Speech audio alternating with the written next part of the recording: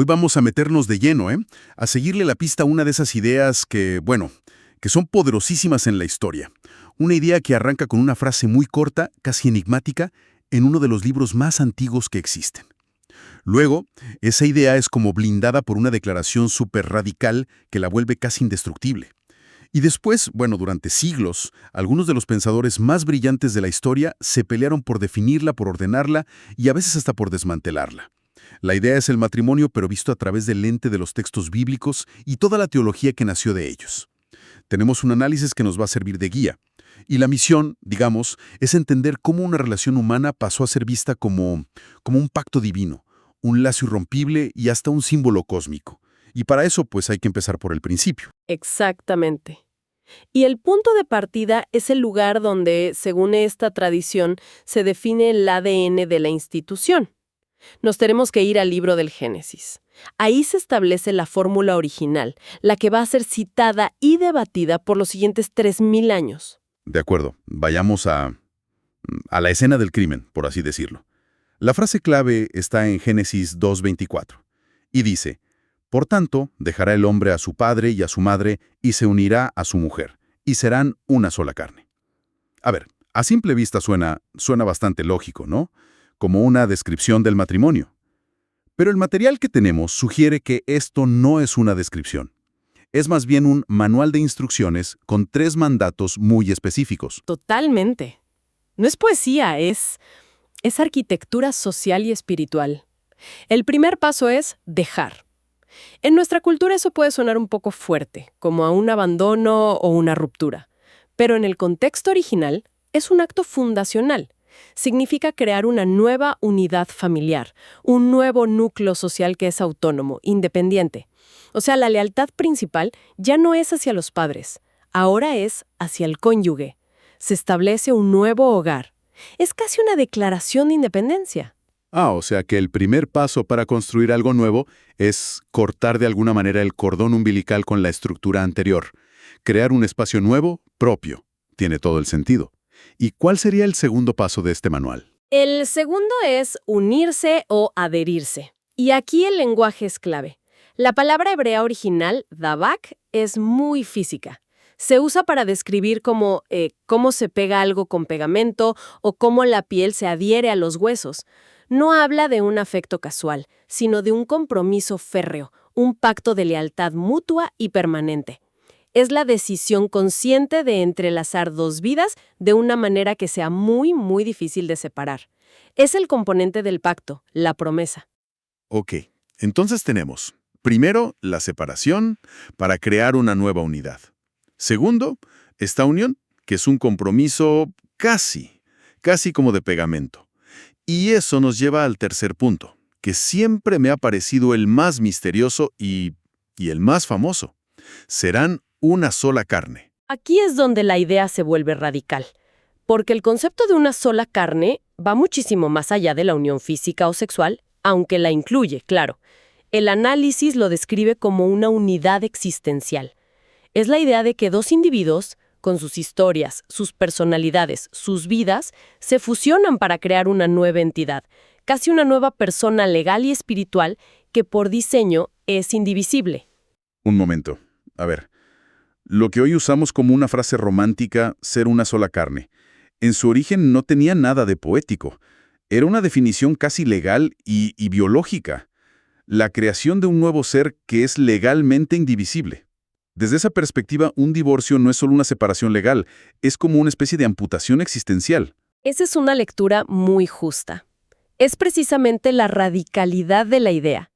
Intenta hacer una fusión tan completa que cualquier intento de separación es visto como un acto de violencia contra la naturaleza misma de esa nueva entidad. Es la culminación de los 2 pasos anteriores. Dejas tu origen, te unes en un pacto y el resultado es esta nueva realidad de una sola carne.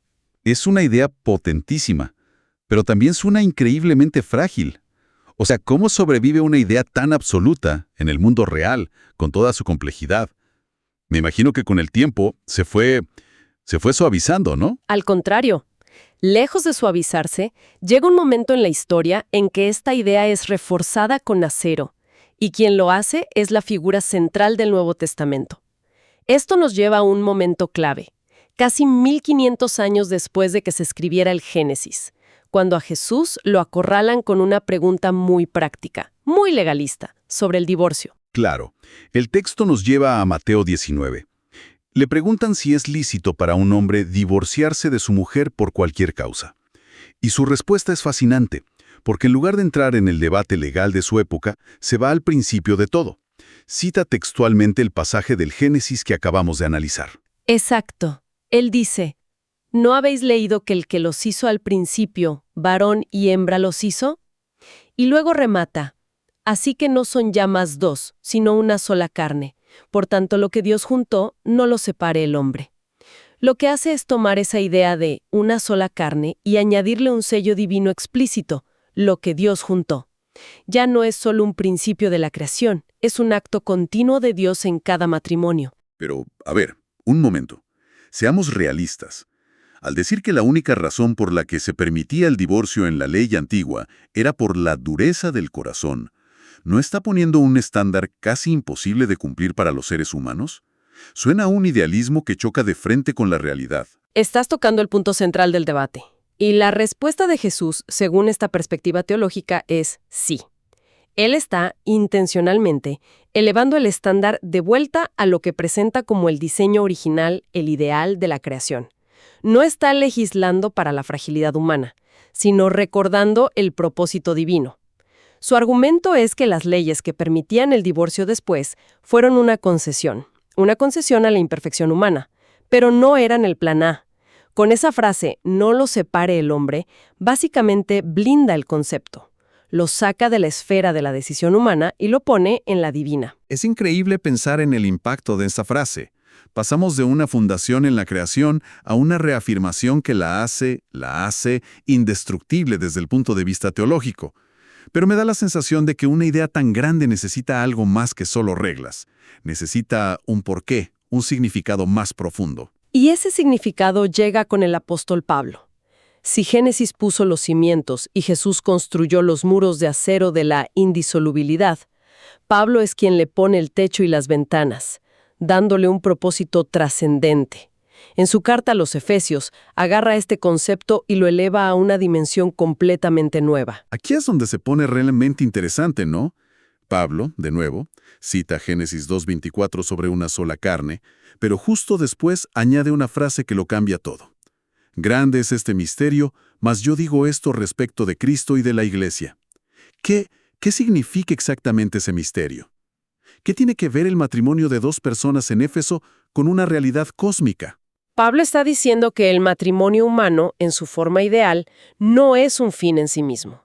Es un símbolo. Es una parábola viviente. Es un reflejo terrenal de una realidad celestial mucho más grande. La relación de pacto, de amor inquebrantable entre Cristo y su pueblo, la Iglesia. El matrimonio se convierte en una especie de cartel publicitario del Evangelio. ¿Y cómo funciona esa analogía en la vida diaria de una pareja? Porque suena muy abstracto. La esposa debe imitar el amor sacrificial de Cristo, un amor que no se basa en el merecimiento, sino en la decisión de darlo todo. Y la respuesta de la esposa, a su vez, se presenta como un reflejo de cómo la Iglesia responde a Cristo. De repente, la forma en que te tratas con tu pareja ya no es un asunto privado, se convierte en un testimonio público. A ver, para. Detengámonos un segundo en esto. La idea de que tu matrimonio es un testimonio público del Evangelio, eso le pone una presión enorme a la relación, ¿no? Ya no se trata solo de la felicidad de dos personas, ahora se trata de representar correctamente una verdad cósmica. ¿Es una carga de profundidad? Sin duda. Es una visión que eleva el matrimonio a un nivel de vocación y ministerio. Cada acto de perdón, de servicio, de lealtad dentro de la pareja se convierte en una pequeña pincelada de un cuadro mucho más grande. Es, como dice el análisis, un símbolo visible de una gracia invisible. Bien, tenemos entonces estas tres capas. El pacto de la creación en Génesis, la indisolubilidad que refuerza a Jesús y este simbolismo místico de Pablo. Son ideas increíblemente potentes, pero también están dispersas en diferentes textos. Alguien tuvo que sentarse a organizar todo esto, a crear un sistema, un Un manual de usuario, por así decirlo. Época de muchísima agitación, con el Imperio Romano desmoronándose y con corrientes filosóficas como el gnosticismo que despreciaban el cuerpo y lo material. Para ellos, el matrimonio y la procreación eran, en el mejor de los casos, algo sospechoso. O sea, necesitaba defender la idea del matrimonio. Darle una base sólida, respetable, en un mundo que a veces lo veía como algo espiritualmente inferior. Exactamente. Y para hacerlo, sistematizó la enseñanza bíblica en lo que se conoce como los 3 bienes del matrimonio, o bona matrimoni. Para Agustín, el matrimonio era como un trípode. Necesitaba estas 3 patas para sostenerse y ser bueno. Un trípode, me gusta la analogía. A ver, ¿cuáles son esas 3 patas? La primera es fides o fidelidad. Es la lealtad y la exclusividad mutua. El compromiso de ser fiel al pacto, lo que prohíbe el adulterio. La segunda pata es proles, la progenie. Es la apertura a tener hijos y, muy importante para él, el compromiso de educarlos en la fe. Y la tercera pata, que para Agustín era el pegamento que mantenía todo unido, era el sacramentum. Sacramentum. Hoy la traducimos como sacramento, pero entiendo que para él el significado era un poco distinto, ¿no? Sí, para Agustín significaba principalmente la indisolubilidad, la permanencia del vínculo. Era la cualidad de sello o pacto sagrado, lo que lo hacía un reflejo del pacto eterno entre Cristo y la Iglesia. Y aquí viene lo interesante del trípode. Agustín decía que incluso si una de las otras 2 patas fallaba, por ejemplo, si la pareja no podía tener hijos, el sacramentum mantenía la estructura en pie. El vínculo permanecía. Este marco de 3 bienes se convirtió en la base de la enseñanza en Occidente durante más de 1000 años. 1000 años. Es una vida larguísima para una idea. Pero el mundo cambia. Después de Agustín, el texto nos lleva casi un milenio después, al siglo XIII, con Tomás de Aquino. ¿Qué podía añadir Aquino a una estructura que parecía ya tan sólida? Bueno, es que Tomás de Aquino vivía en un mundo intelectual completamente diferente. Fue la época del redescubrimiento de Aristóteles en Europa, un momento de efervescencia intelectual. Su gran proyecto fue integrar la fe cristiana con la razón aristotélica. Así que tomó la estructura de Agustín y la revistió con el lenguaje y la lógica de Aristóteles. ¿Y eso qué significó en la práctica para el concepto de matrimonio? ¿Cambió algo para la pareja promedio? ¿O esto era más bien un debate de alto nivel teológico? Para la pareja promedio, probablemente poco, pero para la doctrina fue clave. Aquino afirmó, como Agustín, que el matrimonio era un sacramento. Pero usando a Aristóteles, también lo analizó como una institución de la ley natural, algo bueno y necesario para la sociedad. Destacó fines como la ayuda mutua, auxilium, el compañerismo. Para él, el fin primario seguía siendo la proles, los hijos, pero el sacramentum era la forma que le daba su santidad y lo elevaba por encima de cualquier otra unión. Lo integró perfectamente en su sistema. Entiendo. Agustín crea el marco ético, y Aquino lo convierte en una pieza perfectamente pulida dentro de un sistema teológico y filosófico gigantesco. Parece una doctrina blindada, casi inamovible. Y entonces llega la Reforma Protestante en el siglo XVI con Martín Lutero y dinamita buena parte de ese edificio. Es una excelente forma de ponerlo. La Reforma fue un terremoto teológico, y el matrimonio fue una de las áreas donde el temblor se sintió con más fuerza. Lutero y los demás reaccionaron directamente contra la idea del matrimonio como uno de los 7 sacramentos católicos que, según esa doctrina, conferían la gracia de Dios. Un momento. Si Lutero dice que el matrimonio no es un sacramento, ¿en qué lo convierte? ¿Lo degrada? No lo degrada, lo reubica. Y esta es una movida brillante y de consecuencias enormes. Lutero lo redefine como una institución social sagrada, un orden de la creación o una vocación. Es decir, es algo instituido por Dios desde el Génesis, fundamental para la sociedad, pero no es un rito exclusivo de la Iglesia que otorga una gracia especial. Perdona que te interrumpa, pero las implicaciones de eso son gigantescas. Al decir que no es un sacramento, Lutero básicamente le está quitando a la Iglesia el monopolio sobre el matrimonio y se lo está entregando al Estado. Esa es una movida política y social revolucionaria. Diste en el clavo. Es exactamente lo que pasó. Al quitarle el estatus de sacramento, los reformadores lo colocaron bajo la jurisdicción de la ley civil para su regulación, desde licencias hasta divorcios. Sigue siendo una ordenanza divina, pero su gestión es terrenal, es civil. Además, teológicamente, este cambio puso un énfasis mucho mayor en la compañía, la amistad y la ayuda mutua, como propósitos centrales del matrimonio, al mismo nivel que la procreación. La fuente señala que esto también sirvió para resaltar la igualdad espiritual de los cónyuges ante Dios, ambos respondiendo a su vocación. Es un cambio de paradigma total, de una realidad casi exclusivamente eclesiástica y sacramental a una que tiene esta doble naturaleza. Es una ordenanza divina, pero al mismo tiempo una institución civil. Una dualidad que define por completo el debate hasta el día de hoy. ¡Qué viaje! A ver si hacemos un resumen rápido. Vimos que, según los textos bíblicos, el matrimonio se presenta con 3 capas de significado. Primero, es un pacto fundacional desde la creación, definido en el Génesis con esa idea radical de ser una sola carne. Después, es un lazo que se presenta como indisoluble, una idea que Jesús restaura y blinda al declararlo una unión hecha por Dios. Y finalmente, es un símbolo místico, que Pablo eleva a una analogía viviente de la relación de pacto entre Cristo y la Iglesia, dándole un propósito que trasciende a la pareja. Y sobre esa base, vimos cómo los grandes teólogos construyeron la doctrina.